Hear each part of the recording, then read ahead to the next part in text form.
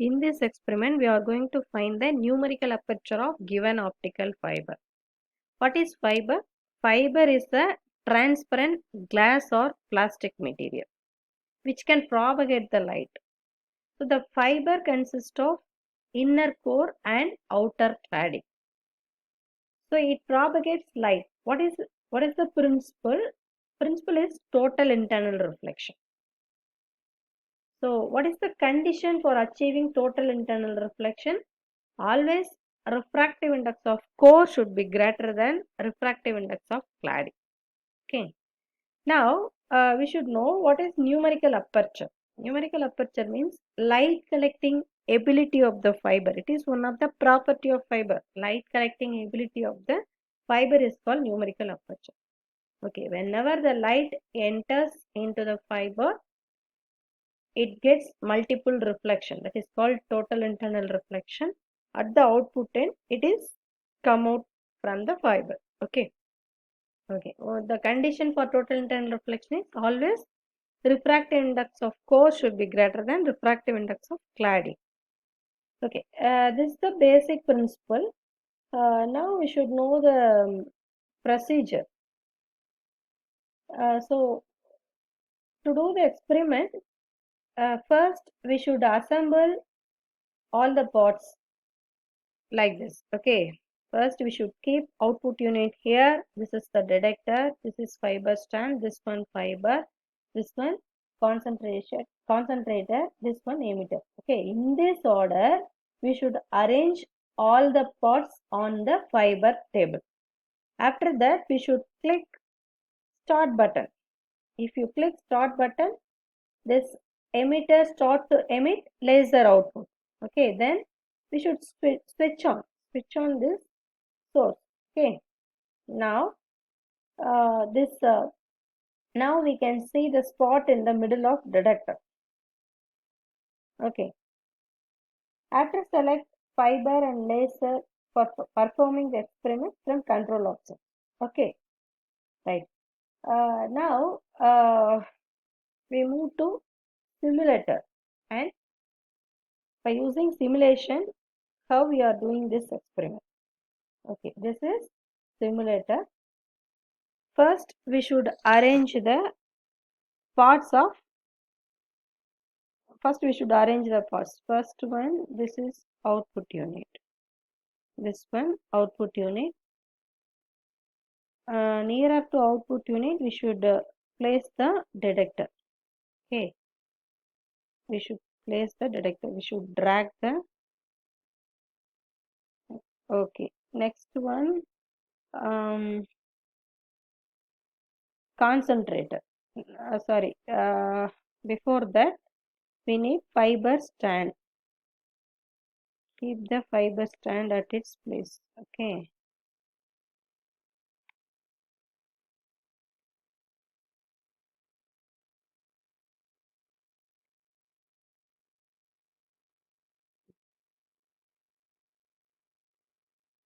Okay. Then concentrator. We need to fix the position of concentrator. Drag the concentrator. Okay. Then we want emitter. This is the source. Then fiber. We should fix the fiber in fiber stand. Okay. Now we assembled all the parts. Okay. Now we are going to start the experiment. So to start the experiment, what we are doing?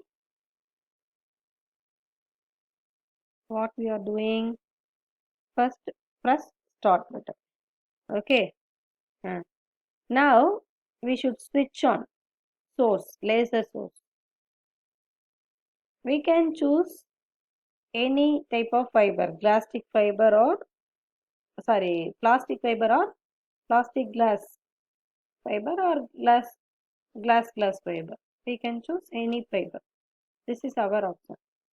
Similarly, we can select laser also. We have three options: blue, green, red. We can choose any color. Okay, green or blue. We can choose any color laser. Okay. Next, detector distance. Its distance, it is, we can choose detector distance either 3 millimeter or 4 millimeter or 5 millimeter like that. Okay, now the detector distance is, we are keeping the detector distance as 4 millimeter. Okay, now what we are doing, we are varying detector distance. Okay, so show graph. Hmm. So we are plotting graph. We are plotting graph.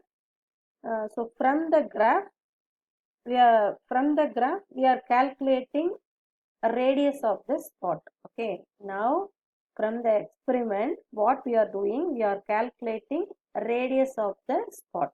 Okay.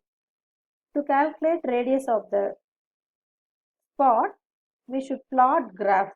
The graph is plotted between detector distance and detector output I. Okay. So the detector distance can be seen here. Okay, first we are varying the detector distance. Now the detector distance is -8. Output is 0. Here what is the reading? This is 1 millimeter. Now the screw gauge reading is 1 millimeter. We should tabulate, we should note all these three readings. Okay, we should note x-axis value, detector distance, and we should note corresponding detector output, that is current. Okay, then corresponding screw gauge reading also noted. Okay, with these readings we can calculate numerical aperture value. Okay, right, now I am varying detector distance. I am varying detector distance 7.5. There is no output. Then 7, there is no output. So corresponding graph is shown. Okay, corresponding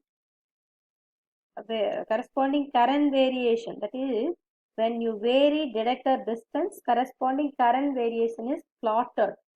It is shown in graph. Okay, now the distance is -5.5. Now the detector reading is 4.7 into 10 power -8. So the corresponding graph is seen here. I am varying. So I am varying.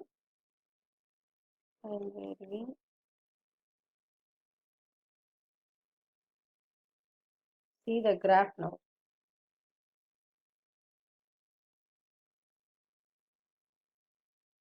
So the corresponding screw gauge value is noted here. Okay, you just zoom it and find the corresponding screw gauge value. So detector distance is noted here. Output current is noted in the output. Corresponding screw gauge reading also can be noted from this option zoom. Okay, right, now again I am varying detector distance. Finally I get the graph. Okay, finally I get the graph. Now this full width at off maximum of this peak. This full width at off maximum. This full width at off maximum is measured. This full width at off maximum is measured. This full width at off maximum value is equal to 2R. Okay. Now we have tabulated readings, that is screw gauge reading. We have screw gauge reading. Then we have various detector reading, detector distance. We have corresponding output, everything. We have tabulated everything, right? Okay, with this reading, we are going to calculate numerical aperture. What is the formula? Actually, in the theory itself, we have the formula. Come to theory. Okay. Now, so see this is the formula. Okay. What we want, numerical aperture. NA equal to root n1 square minus n2 square. Then numerical aperture NA equal to sin theta A, where theta A is acceptance angle. Acceptance angle is nothing but this angle. Okay, this numerical aperture is related to acceptance angle. This angle, that is light entering cone. This is the light entering cone acceptance angle. This acceptance angle depends upon refractive index of core and cladding. Okay, this is the acceptance angle. This acceptance angle is related to numerical aperture. So, how it is related? Numerical aperture equal to sin theta A. So, sin theta A is calculated r divided by root of r square plus b square. How we are, d is nothing but that detector distance. We are setting various, the detector distance, that is in x-axis. Okay, so we have d value already. Okay, we have detector distance already. Now r, how we are calculating r? From the graph we are calculating r. So from the graph we are calculating r. Where is that model graph? Right. How we are calculating? This is the graph. This is full width at off maximum. Okay, detector distance is d. Detector distance is d. So in this, this is the required table. This is the required table. This is screw gauge reading. Okay, screw gauge reading. First, distance, detector distance x is noted here. Corresponding screw gauge reading is noted here. Corresponding output is noted here. Such a way to tabulate all the readings. Okay, from the tabulation, we are plotting graph. This distance is along x-axis. Keep this distance in x-axis. Keep this output in y-axis. So finally, we are getting this type of curve. Okay, this type of curve. Now now we are getting this peak. No, so find the full width at off maximum for the obtained peak. So this full width at off maximum value, correct? Okay, this full width at off maximum value is 2r. If you divide this obtained 2r by 2, we are getting r value. So now we have x value and corresponding r value. Substitute the formula.